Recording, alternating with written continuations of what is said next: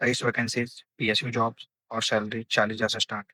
अगर आप एक स्टेबल गवर्नमेंट जॉब के लिए देख रहे हैं, तो आज की ये अपॉर्चुनिटी बिल्कुल मिस मत करना। जोहार engineers, welcome back to my channel.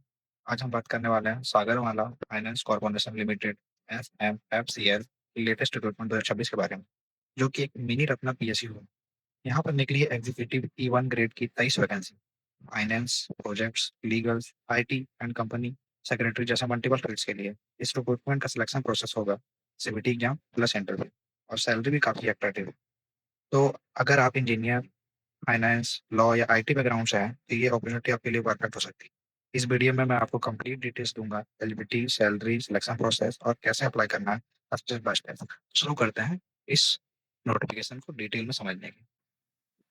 ये जो रिक्रूटमेंट आज की है, ये सागरमाला फाइनेंस कॉर्पोरेशन लिमिटेड की ओर से। ये जो कंपनी है, पहले इसको जाना जाता था सागरमाला डेवलपमेंट कंपनी लिमिटेड से। ये एक मिनी रत्ना कैटेगरी की पीएसयू है, जो कि इसका नोटिफिकेशन जो आया है 20/5/2026 को है।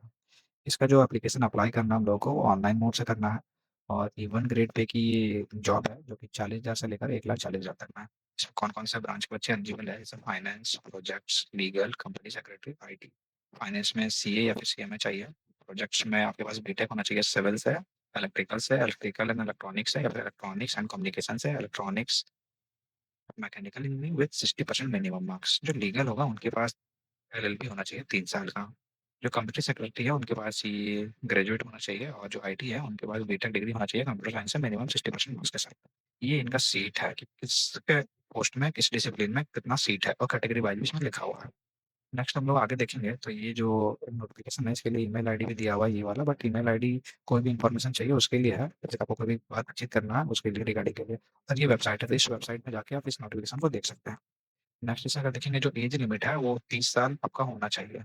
30 साल से अगर ज़्यादा किसी का है तो इस पोस्ट के लिए एलिजिबल नहीं है। अपर एज लिमिट 30 साल के लिए। अगर कोई कैटेगरी से है तो वो अपना एज रिलैक्सेशन क्लेम कर सकते हैं। जो सिलेक्शन प्रोसीजर होगा वो सीबीटी पोस्ट पे होगा, यानी कि पहले आपका एग्जाम दिया जाएगा।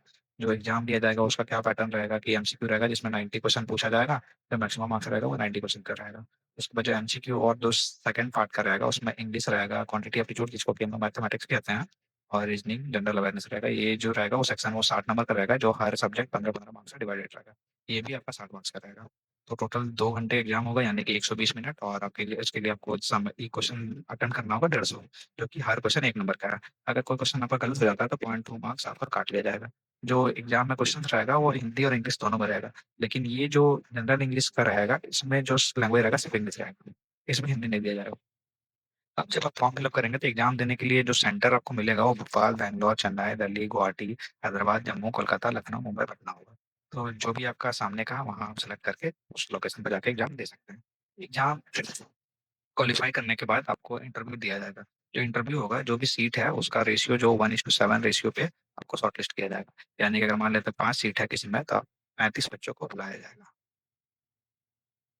उसके बाद जो फाइनल मेरिट लिस्ट बनेगा उसमें जो सीबीटी मार्क्स जो आएगा उसको 0.85 से मल्टीप्लाई किया जाएगा, ताकि 85% वेटेज उसका लिया जाएगा। जो भी इंटरव्यू का मार्क्स होगा उसको 0.15 से मल्टीप्लाई करके उसका 15% वेटेज लिया जाएगा। यहाँ से आपका ओवरऑल मेरिट लिस्ट निकलेगा। इसमें जो बच्चा सेलेक्ट होगा उसको फिर फर्दर मेडिकल प्रोसीजर से किया जाएगा, फिर ज्वाइनिंग दिया जाएगा। और इसको बात करें कि अगर इसको आपको अप्लाई करना है, तो जो भी युवा, ईडब्ल्यूएस, ओबीसी के बच्चे हैं उनको 1,000 रुपया पे करना पड़ेगा, इंक्लूसिव टैक्स। और जो एससी, एसटी, पीडब्ल्यूडी कैंडिडेट है उनको कोई भी फीस नहीं लगेगा।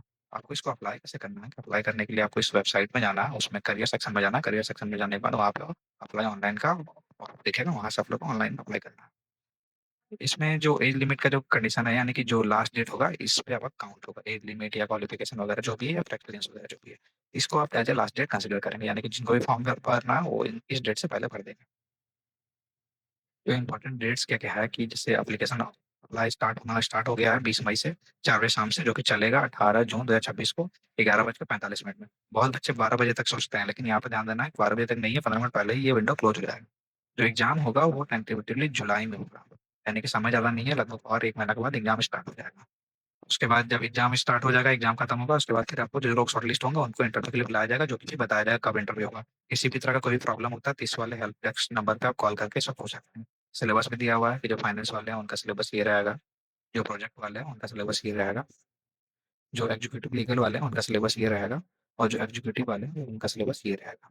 तो ये था इस कंप्लीट नोटिफिकेशन का एक्सप्लेनेशन। जो भी बच्चे इंटरेस्टेड है वो उसको अप्लाई कर सकते हैं। जय हिंद।